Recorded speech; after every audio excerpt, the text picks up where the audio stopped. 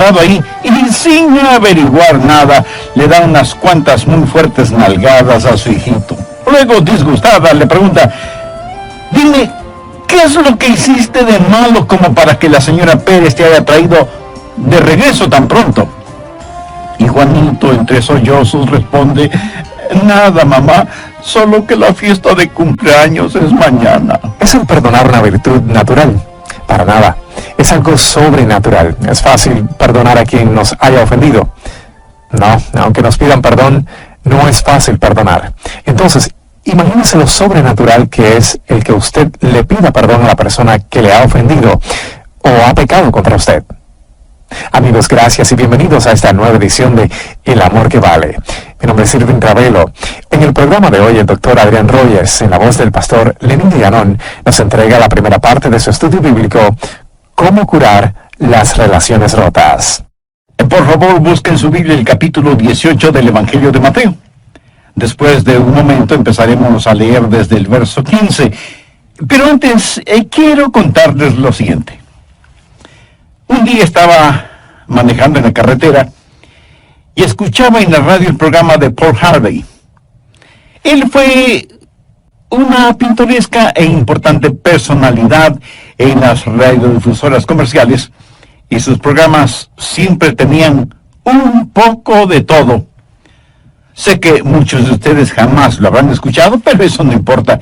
El caso es que él dijo que había un anuncio, una propaganda en un periódico del Medio Oeste, y que el anuncio decía lo siguiente: ¿podría la persona o las personas que por 2 ocasiones rompieron la cerca de mi propiedad y mataron una de mis vacas, por favor, podrían venir una vez más? Amigo, ¿qué hace usted cuando alguien le hace una maldad? Le invita para que se la hagan de nuevo y entonces usted poder desquitarse. Miremos lo que nos dice Mateo 18, empezando en el verso 15. Por lo tanto, si tu hermano peca contra ti, ve y repréndele estando tú y él solos. Si te oyere, has ganado a tu hermano. Mas si no te oyere, toma aún contigo a 1 o 2, para que en boca de 2 o 3 testigos conste toda palabra. Si no los oyere a ellos, dilo a la iglesia. Y si no oyere a la iglesia, tenle por gentil y publicano. De cierto os digo que todo lo que atéis en la tierra será atado en el cielo, y todo lo que desatéis en la tierra será desatado en el cielo. Otra vez os digo que si 2 de vosotros se pusieren de acuerdo en la tierra acerca de cualquier cosa que pidieren, les será hecho por mi Padre que está en los cielos. Porque donde están 2 o 3 congregados en mi nombre, allí estoy yo en medio de ellos. Entonces se le acercó Pedro y le dijo: Señor, ¿cuántas veces perdonaré a mi hermano que peque contra mí? Hasta 7. Jesús le dijo: no te digo hasta 7, sino aún hasta 70 veces 7. Hoy quiero compartir con usted acerca de cómo curar, sanar y restablecer relaciones rotas. Y yo creo que todos quienes hemos estado sirviendo a nuestro Salvador por mucho tiempo, tendremos un número de experiencias de quienes nos han hecho daño. Y ese es un problema muy doloroso. La palabra pecar significa literalmente no dar en el blanco, o estar fuera de los límites de algo, o transgredir. Cuando alguien peca contra otra persona, está transgrediendo en la vida de esa persona. La relación se rompe y cualquier comunión es cercenada. Ahora, déjeme decirle por qué esto es un problema doloroso. En primer lugar, porque ofende a Dios el Padre. Mi papá tuvo un hermano que nunca visitó nuestra casa. Él vivía en Denver, en Colorado, y un día vino a West Palm Beach, en la Florida, para visitarnos. Mi madre se pasó toda la noche cocinando un pavo, y yo tuve que dormir con mi hermano mayor. Ambos, aunque éramos jóvenes, éramos bastante grandes. Yo jugaba fútbol norteamericano, y él recién había regresado después de haber estado en el ejército. y tuvimos que dormir los dos en una cama pequeña para que la otra cama pudiera ser usada por nuestro visitante. A la medianoche, al darse vuelta mi hermano en esa estrecha cama, me quitó la cobija. Yo estiré la mano y se la quité. Él me golpeaba con su rodilla y yo le molestaba con mi codo. Y así nos pasamos casi toda la noche. Mamá, que como dije estaba preparando el pavo, al oír la bulla que hacíamos en el dormitorio, vino, abrió la puerta de nuestro cuarto, encendió la luz y vi que mi hermano tenía un ojo hinchado y que un hilito de sangre salía de su nariz. Ella me miró inmediatamente y señalándome con un cucharón grande y largo que tenía en su mano me dijo: mira lo que le has hecho a tu hermano. Y yo me defendí diciendo: pero mamá, él comenzó. Y ella, autoritativa, me dijo: cállate. Y con el cucharón me dio un fuerte golpe en el pecho y otro golpe en la espalda y otros golpes en los brazos. Y si no me agacha a tiempo, me hubiera dado con el cucharón en la cabeza. ¿Cree que ella, después de esa demostración de samurái femenina, se mordió los dedos diciendo: ¿qué es lo que he hecho a mi pobre Adrián? De ninguna manera. A la mañana siguiente, cuando nos reunimos para desayunar, mi hermano tenía una toalla cubriendo su cabeza y en mi brazo se podía todavía ver la huella del cucharón. Y ahí está nuestro tío, que nos visitaba por primera vez, mirándonos sorprendido. Mi papá estaba realmente muy molesto y mi madre humillada. Y nosotros dos avergonzados.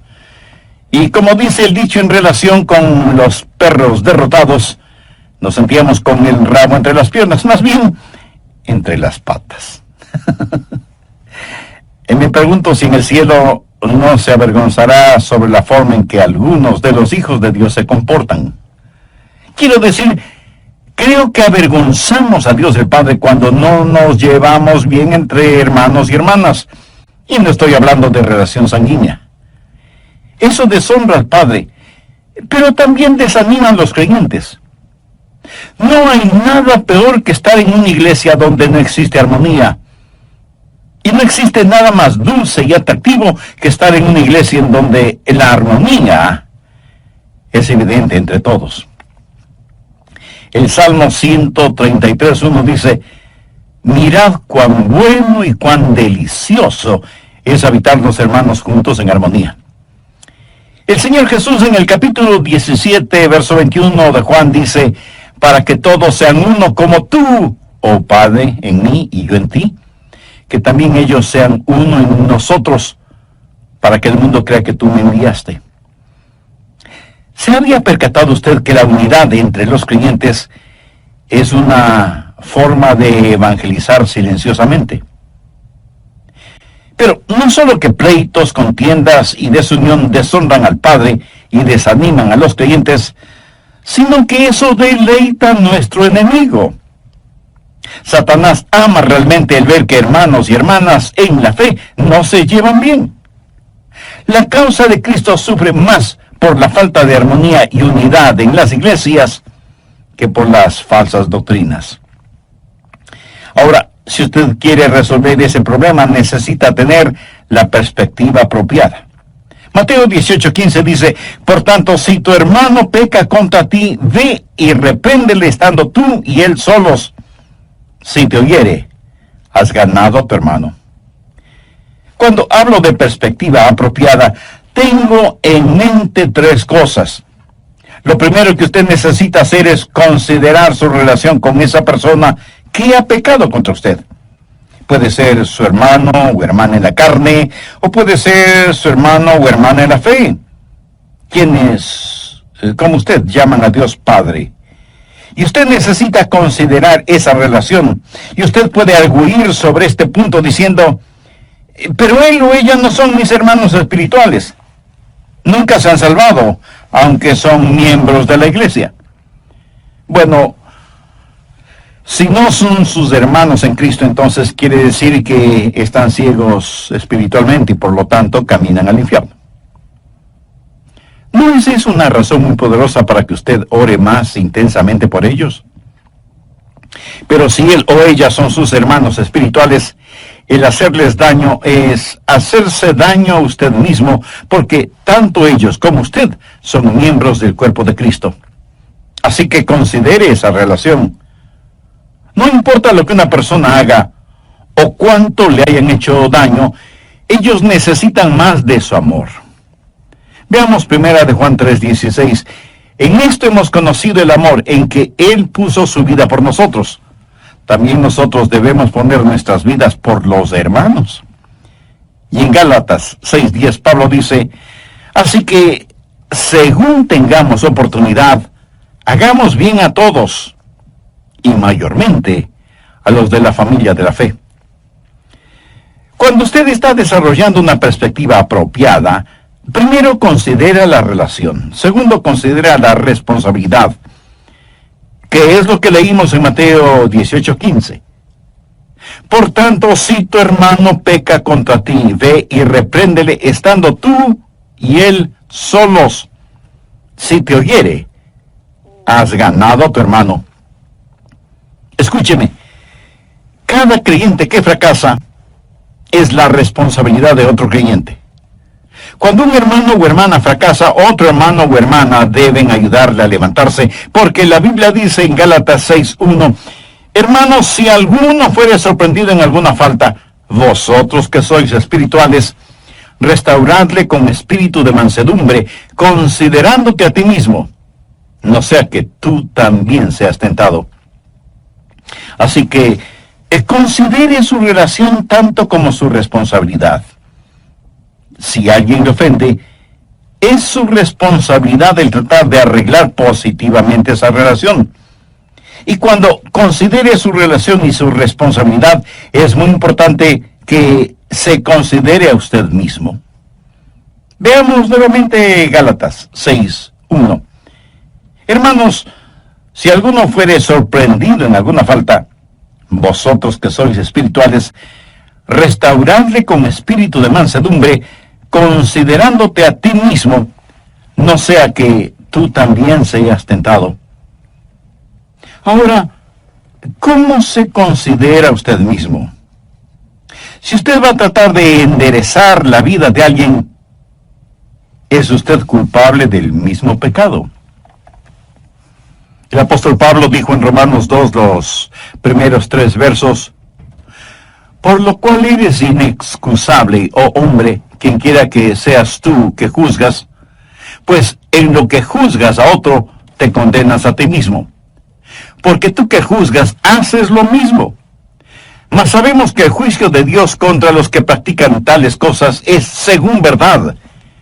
Y piensas esto, oh hombre, que tú que juzgas a los que tal hacen y haces lo mismo, que tú escaparás del juicio de Dios. En otras palabras, Pablo está diciendo, ¿cómo podemos atrevernos a juzgar a otra persona del mismo pecado del cual nosotros somos culpables? También hay que considerar el tiempo que invertimos orando por esa persona que ha pecado contra nosotros, y debemos recordar lo que dijo Samuel.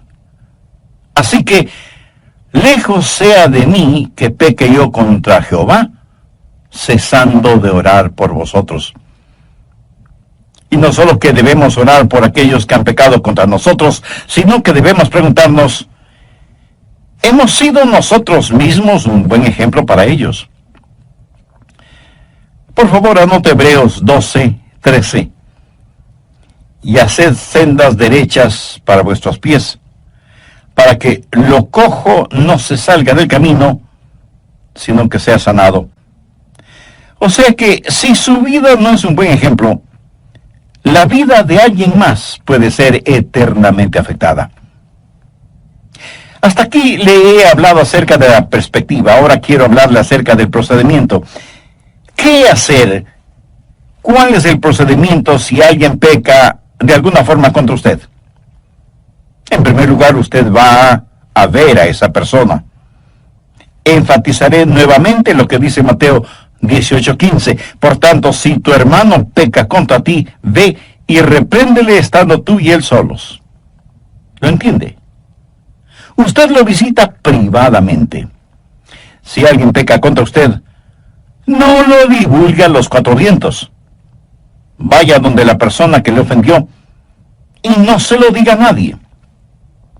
¿Por qué? Simplemente porque los demás podrían considerar lo suyo solo como un chisme. Mire lo que dice Proverbios 16:28.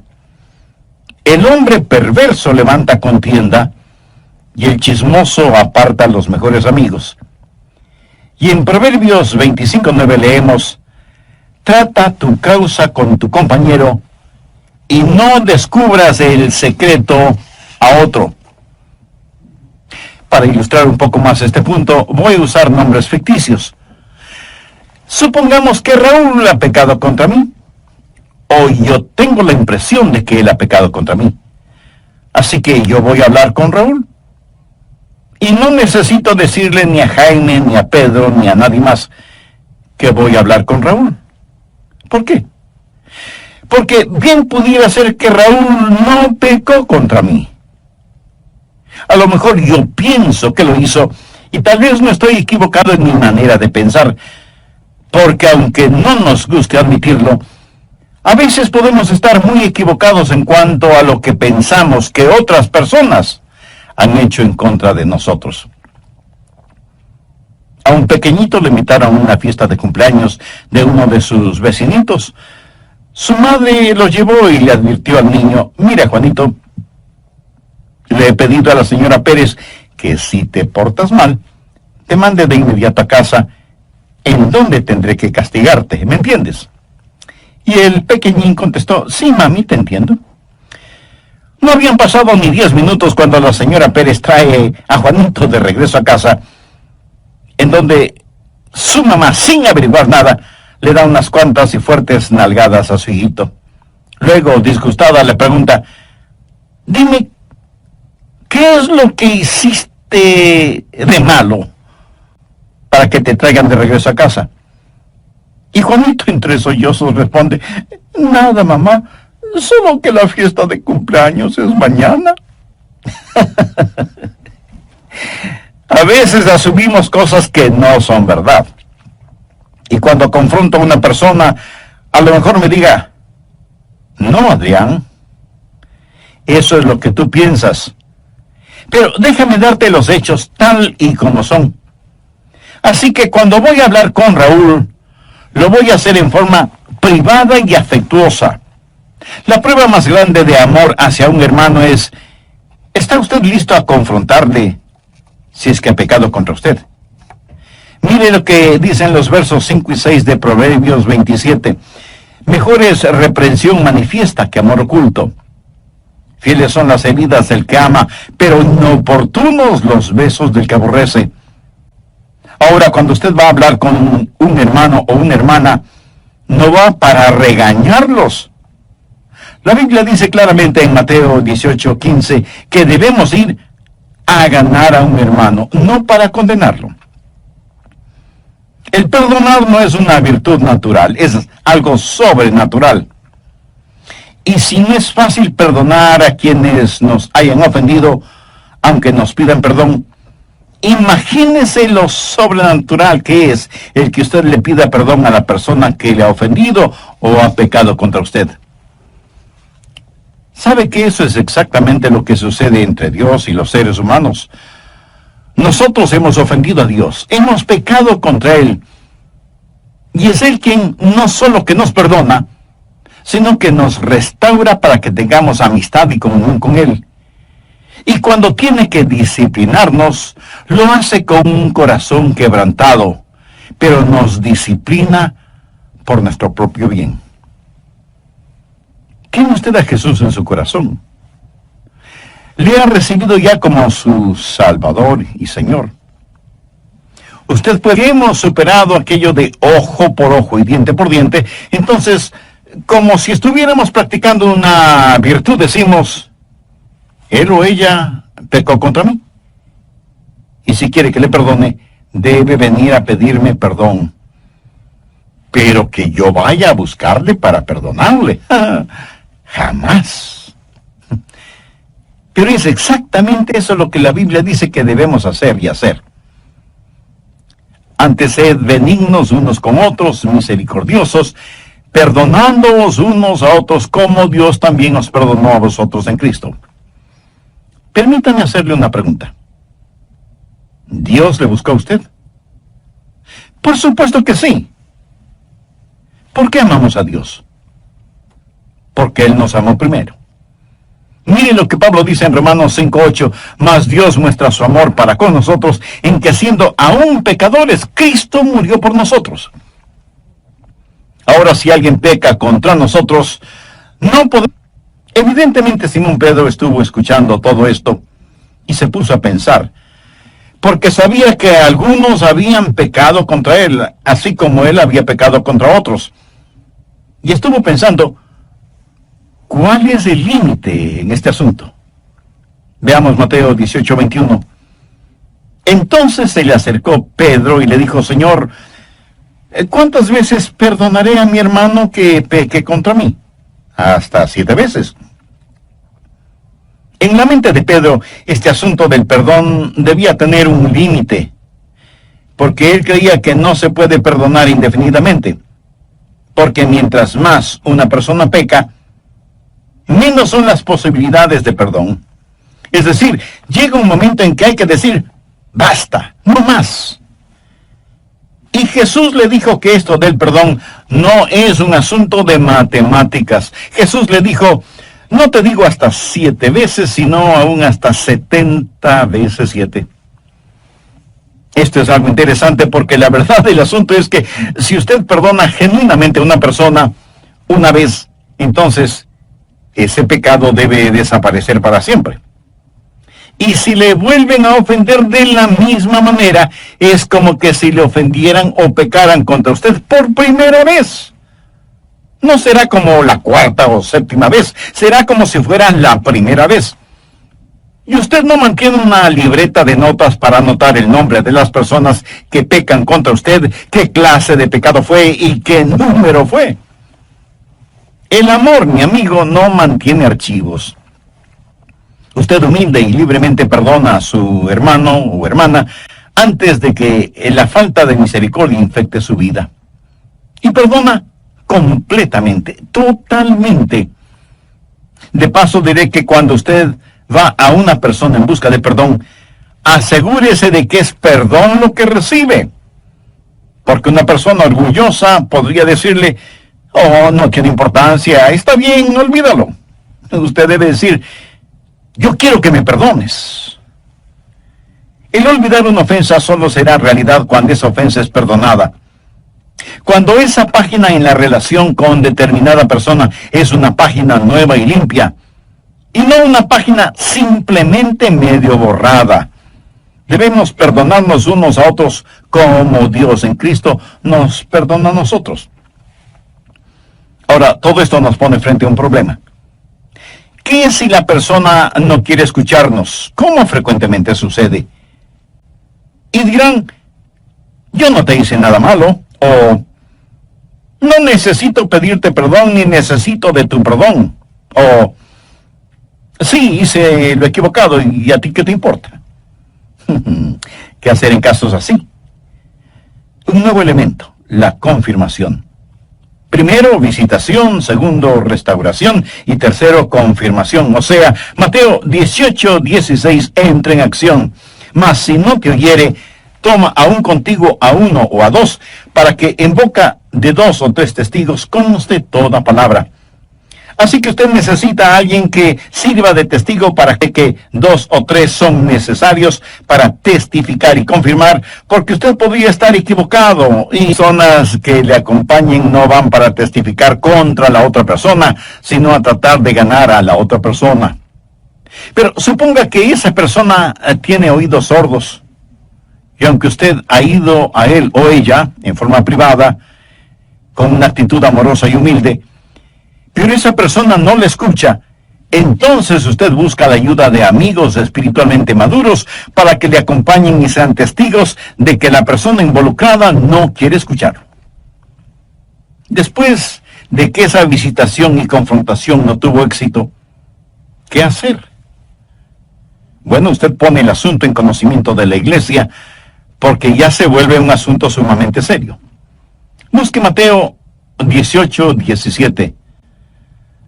Si no les oyere a ellos, dilo a la iglesia. Y si no oyere a la iglesia, tenle por gentil y publicano. El asunto está ahora frente al liderazgo de la iglesia y la persona será confrontada por los líderes espirituales.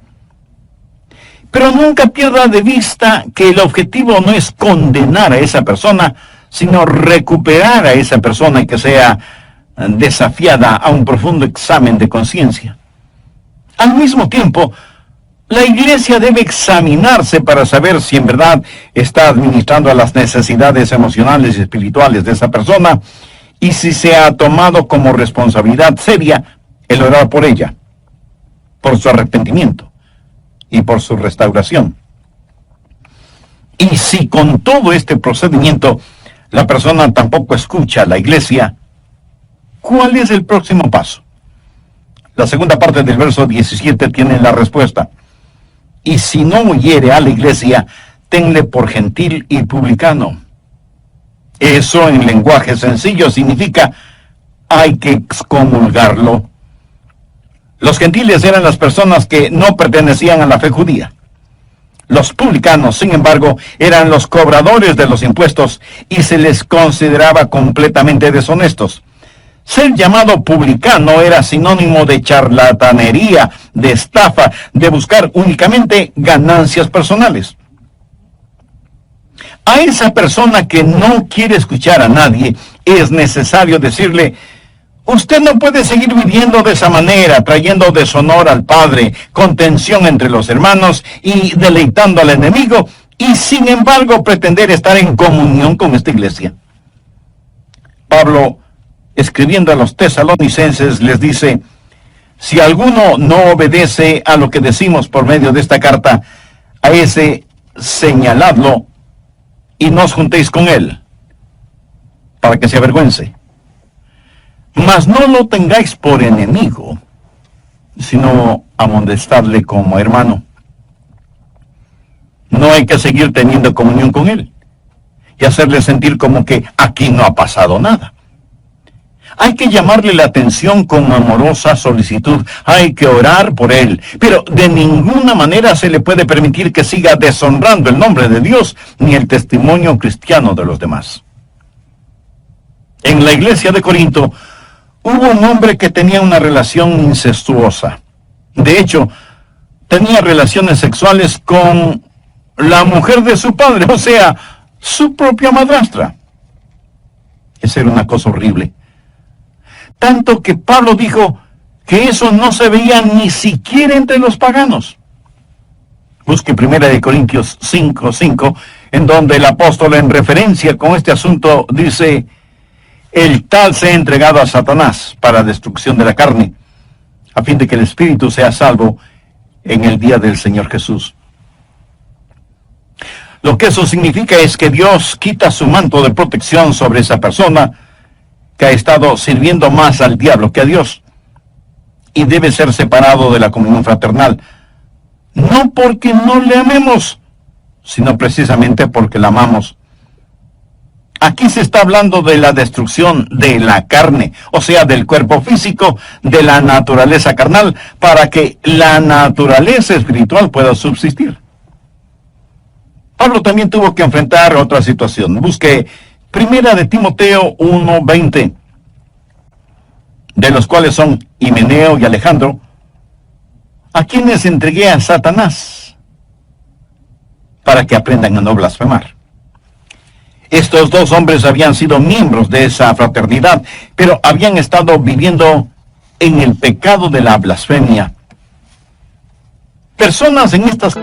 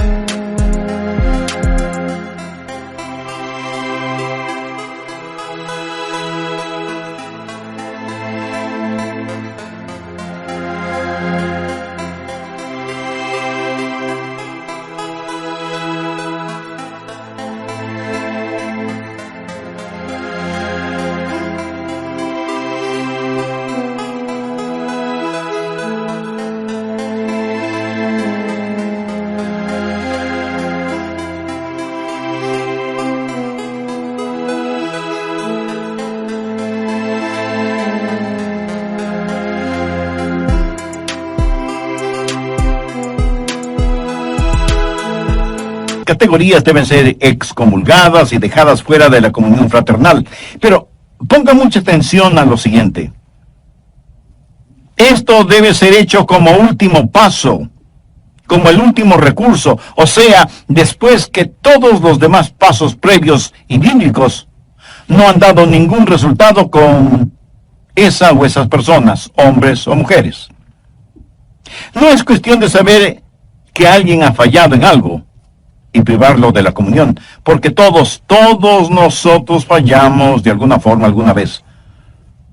Usted nunca falla, nunca fracasa, nunca peca.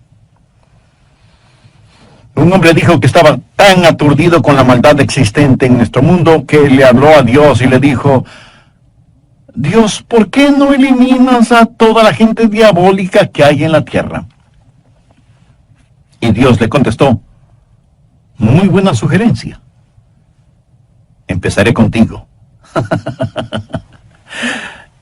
Mi amigo, todos nosotros, aun aquellos que se creen lo mejor de lo mejor, caen, fracasan, pecan. Y recuerde que la iglesia no es un museo donde se exhiben los santos, más bien es un hospital para los pecadores. No excluirles simplemente porque han caído, pues porque han caído necesitan más de la iglesia. Pero de lo que se está hablando en este pasaje es de una persona recalcitrante, necia, obstinada. Una persona que dice: no voy a cambiar. Escojo esta manera de vivir, ese es mi estilo de vida. Repudio el amor que me muestran. Quiero transitar por mi propio camino. No escucharé a ningún hermano que venga a mí. No haré caso de los testigos que le acompañen. No escucharé a la iglesia que me ha desafiado.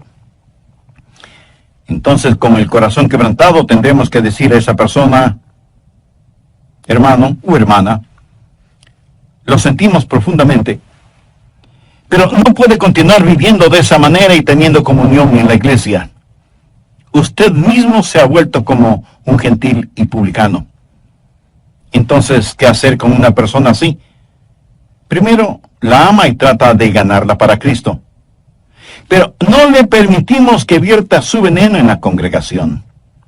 No debemos permitir a esa persona herir, distorsionar y vilipendiar la causa de Cristo.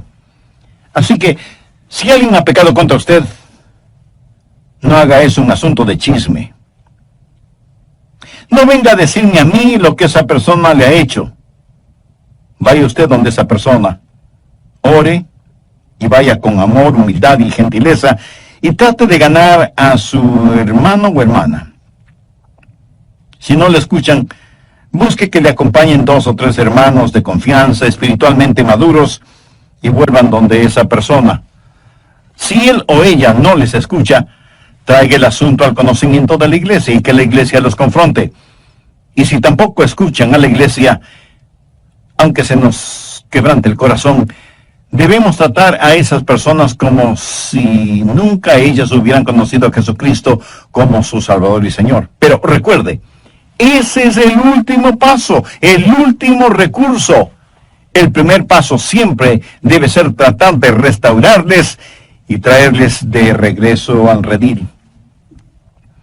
Hace años, y cuando era pastor en una iglesia, les dije a los diáconos que no estaba satisfecho con la forma en que se practicaba la disciplina bíblica en esa iglesia.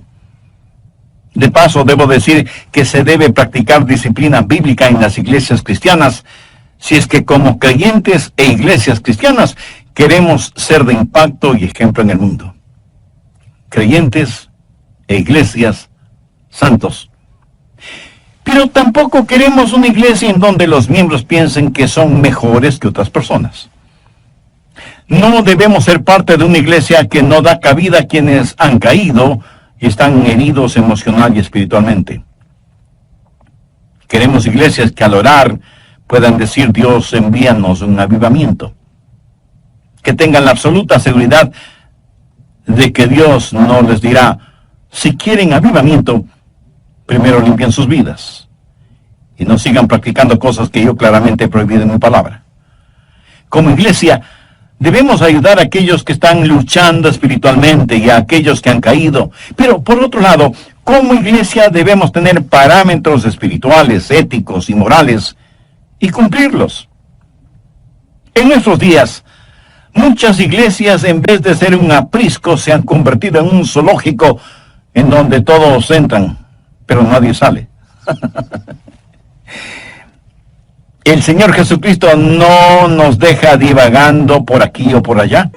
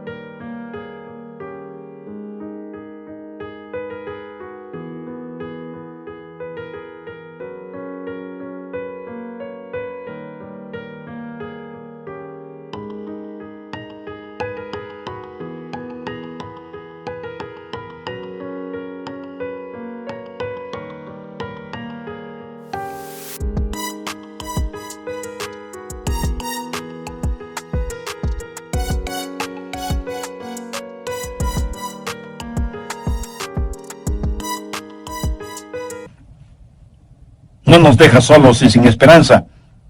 Y en su palabra nos enseña cómo debemos comportarnos como creyentes, cómo amar a otros y cómo perdonar y restaurar la vida espiritual de hermanos y hermanas en la fe. Y nos ha dado no solamente las herramientas espirituales y emocionales para que podamos ayudar a aquellos que emocionalmente han fracasado, sino que también nos ha dado un corazón sensible y celoso por la santidad y pureza de su iglesia, para que no seamos apáticos cuando veamos cosas que podrían dañarla, contestar al Espíritu Santo o causar que los no salvos tropiecen por nuestro testimonio. Amiga, amigo, ¿ya ha entregado su corazón al Señor Jesucristo? ¿Y ha recibido como su Salvador? Si aún no lo ha hecho, ¿no le gustaría hacer esa decisión? Recuerde que para ser salvo debe guiar en el Señor Jesucristo. Jesús murió por usted en la cruz del Calvario y usted debe recibirle por fe en su corazón. Si usted, quien quiera que sea o donde quiera que esté, y si está escuchando este programa, ore una oración como la que yo voy a orar. Lo puede hacer en voz alta o en voz baja, pero diga esta oración con sinceridad en la intimidad de su ser. Recuerde, lo que voy a decir es solo una guía. Querido Dios, y por amarme a pesar de mis pecados, sé que mi pecado merece tu justicia, pero vengo en busca de tu gracia y tu misericordia. Señor Jesús, te agradezco que tú sacrificaste tu vida en la cruz y derramaste tu preciosa sangre para pagar la culpa de mis pecados y darme vida abundante y eterna.